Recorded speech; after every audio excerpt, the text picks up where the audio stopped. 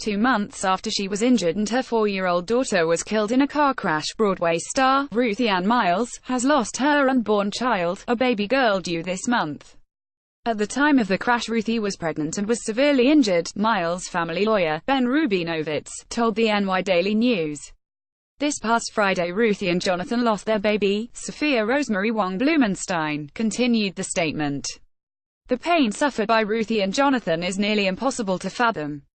In March, 2 children, including Miles' daughter, Abigail Blumenstein, were killed after a driver allegedly struck them with her vehicle in Brooklyn, New York. Miles, who was 7 months pregnant, was also hit by the car. At the time, a GoFundMe page set up to help the Tony Award winner, stated that Miles' unborn child was unharmed, and that the 34-year-old, who was initially in critical condition, was also on the road to physical recovery.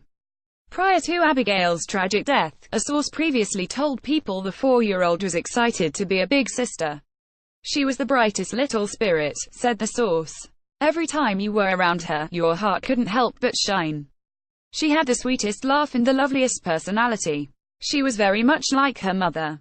Ruthie was a wonderful mother, continued the source. She always put Abigail first and was really dedicated to spending time together. The two had a very tight bond. They were inseparable. Another source previously told People that Miles and her husband, Jonathan Blumenstein, were excited about expanding their family. Related, Tony winner injured and her 4-year-old daughter killed, along with toddler boy, in NYC crash earlier this month. A Brooklyn grand jury indicted Dorothy Bruns, the 44-year-old Staten Island driver involved in the fatal crash. A prosecution source told People, at the time, that Bruns was arraigned on charges of manslaughter, criminally negligent homicide and assault stemming from the March 5 crash that killed Abigail and 1-year-old Joshua Liu. Bruns' lawyer entered a not guilty plea on her behalf. Previously, NYPD sources told People that Bruns claimed she experienced a seizure at the time of the crash. The sources allege that after running the red light, Bruns allegedly continued down the street until crashing into some parked cars.